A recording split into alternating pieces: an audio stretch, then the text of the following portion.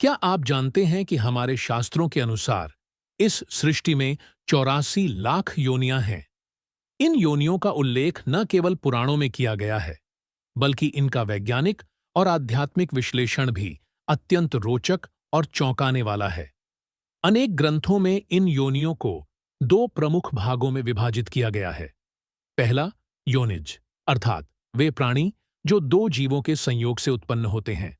दूसरा, आयोनिज, वे प्राणी जो बिना किसी संयोग के स्वयं उत्पन्न होते हैं, जैसे कि बैक्टीरिया।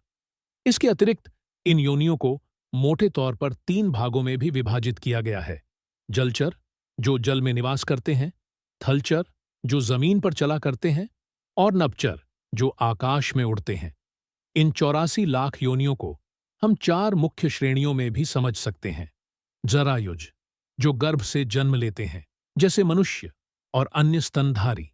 अंडज, जो अंडों से उत्पन्न होते हैं, जैसे पक्षी और सरीसृप। स्वेदज, जो पसीने, मलमूत्र आदि से उत्पन्न होते हैं, जैसे सूक्ष्म जीव। उद्भिज, जो पृथ्वी से स्वयं उत्पन्न होते हैं, जैसे पौधे और वनस्पतियां। पद्म पुराण में इन योनियों की संख्या का विस्तार पूर्वक वर्णन मिलता है।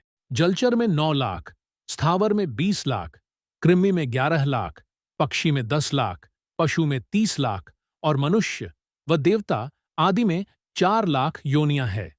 शास्त्रों के अनुसार जब आत्मा मनुष्य योनि प्राप्त करने के बाद भी अधर्म या नीच कर्म करता है, तो उसे वापस से नीचे की योनियों में जन्म लेना पड़ता है।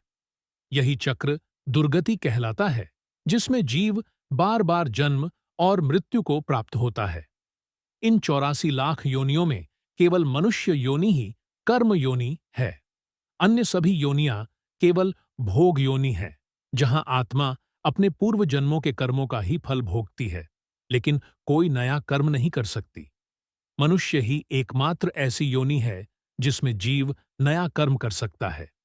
तो मनुष्य योनि की प्राप्ति कैसे होती है?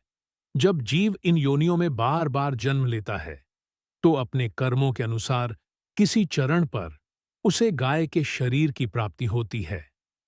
इसके पश्चात जब उसके पुण्य और पाप समान हो जाते हैं, तब उसे मनुष्य योनि प्राप्त होती है। इसलिए कहते हैं, मनुष्य योनि दुर्लभ है। यह एक ऐसा अवसर है जिसमें आत्मा न केवल अपने कर्मों को सुधार सकती है, बल्कि भगवान को भी प्राप्त कर सकता है।